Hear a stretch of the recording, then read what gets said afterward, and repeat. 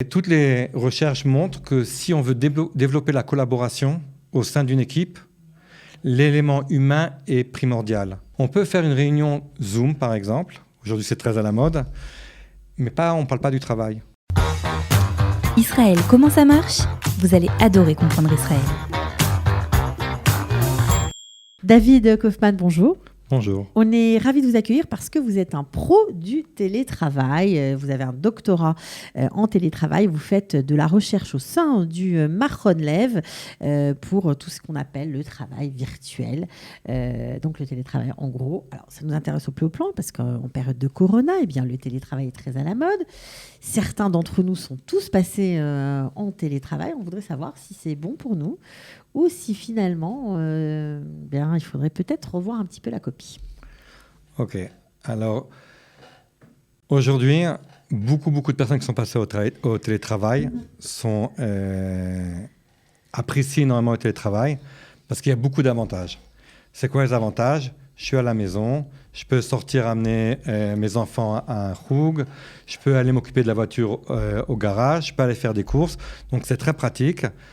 Et ça permet en fait de lier le monde du travail avec sa vie personnelle, sa vie familiale.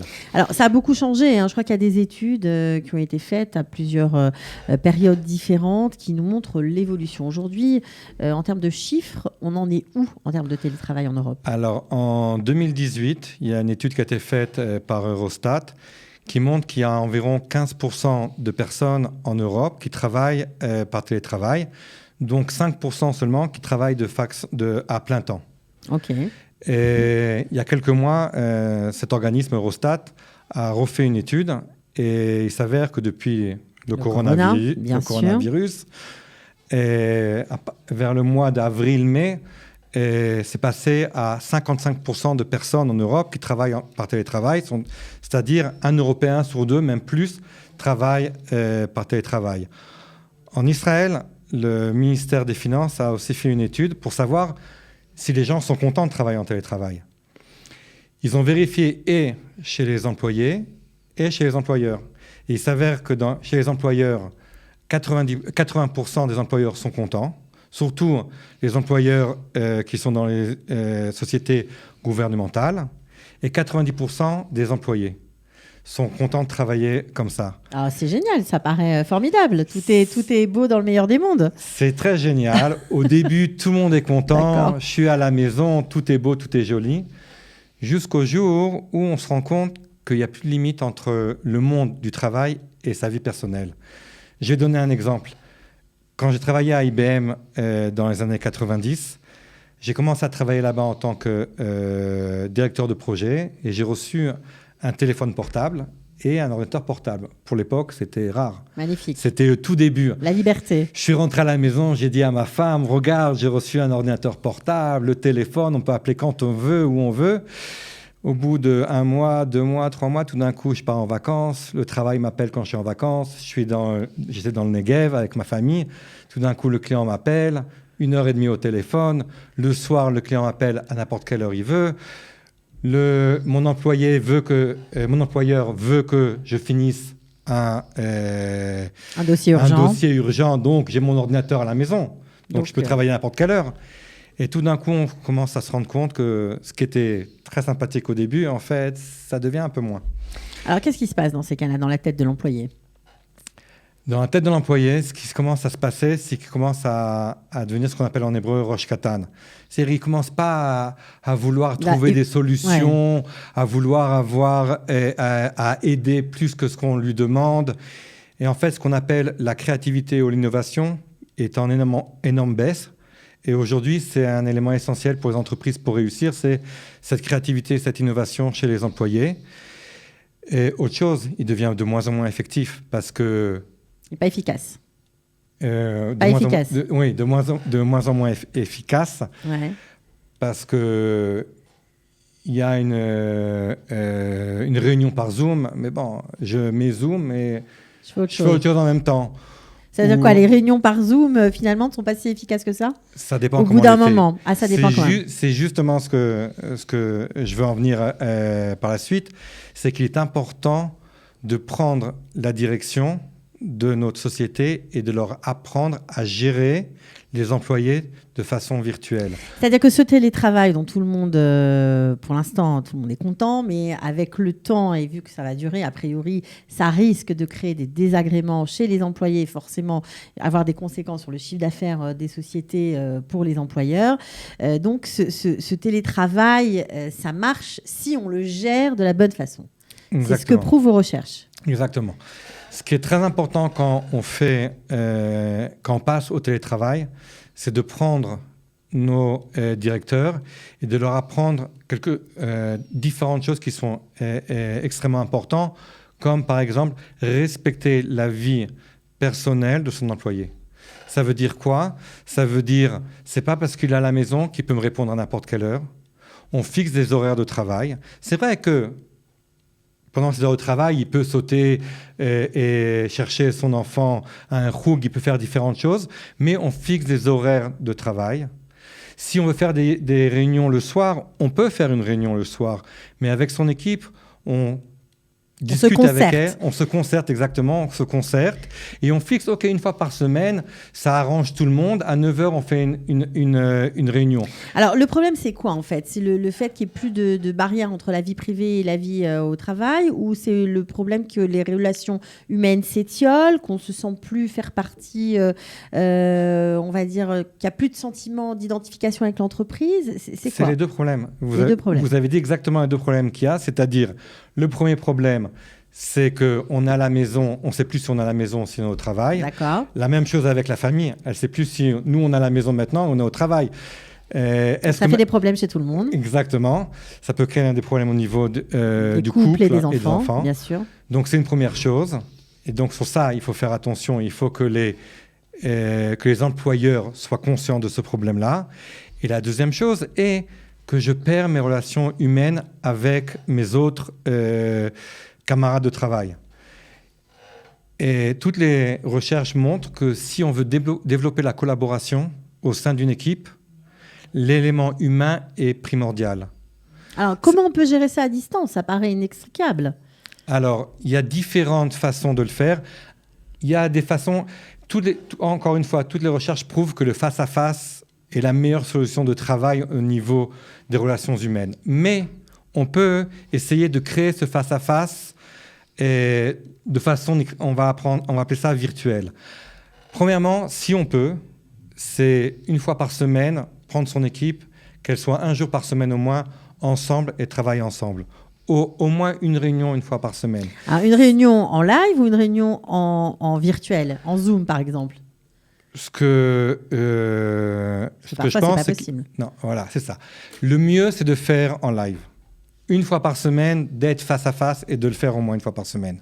Si on ne peut pas le faire, et ça arrive des fois quand on a des employés qui sont à travers tout le pays ou même dans le monde entier, on peut faire une réunion Zoom, par exemple. Aujourd'hui, c'est très à la mode. Mais on ne parle pas du travail. Ah, donc c'est des réunions. Même dans la réunion face à face, on ne parle pas de travail? Non. D'accord, on ne parle pas de travail dans les réunions. On prend un sujet. Ça va faire plaisir, vous allez avoir la cote là. Ouais. On parle des vacances. OK, c'est le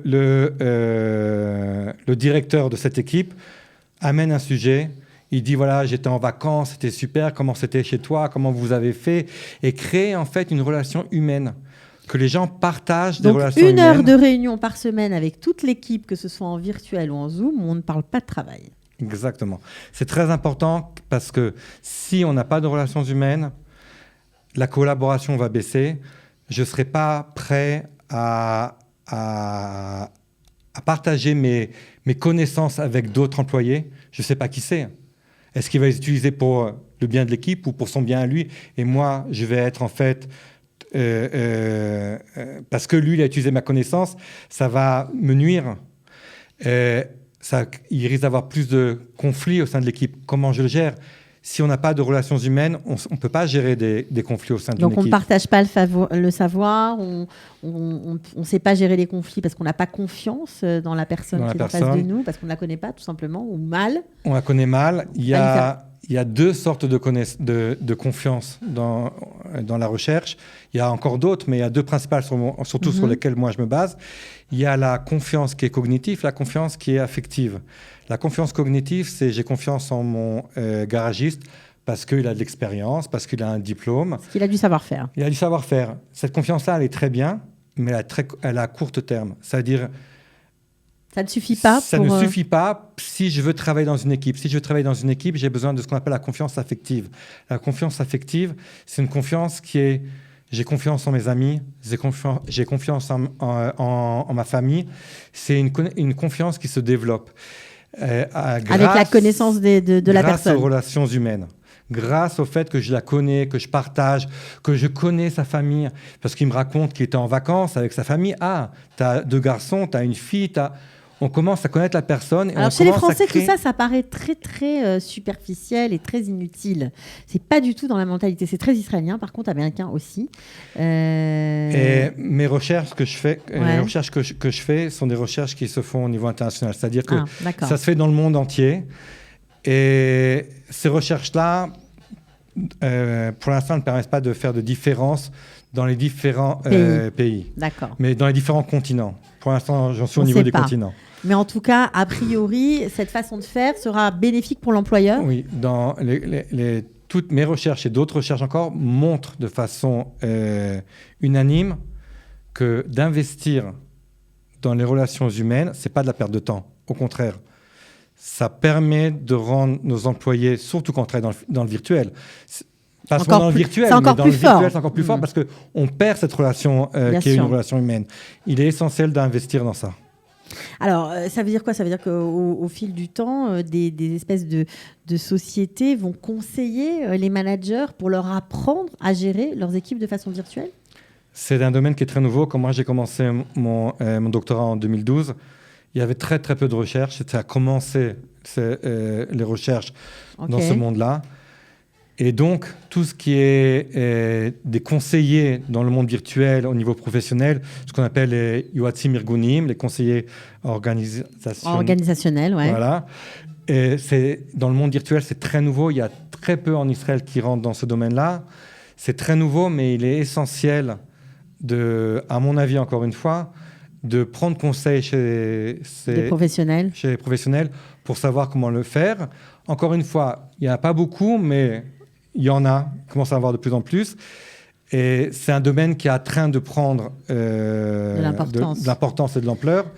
À mon avis, d'après ce que je lis, les recherches et tout, même après le corona, on restera dans 30-40% de gens qui continueront à travailler dans le virtuel. Donc, il faudra un management adapté, voilà, des directeurs formés à ces problématiques pour ne pas que leurs équipes partent en tout cas, soient moins investis. Oui, un petit exemple, IBM en 2004 est passé au télétravail. Au télétravail, d'accord.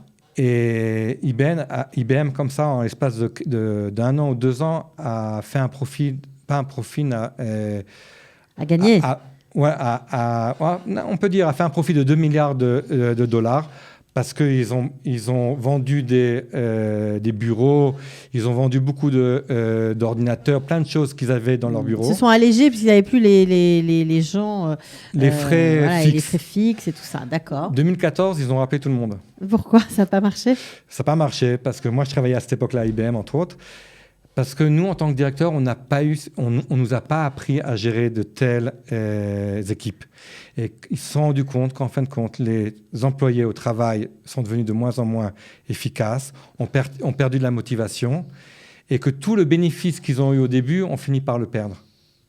Et donc, c'est pour ça qu'il faut prendre nos directeurs, nos managers, s'asseoir avec eux, leur amener et leur apprendre à travailler avec ces équipes.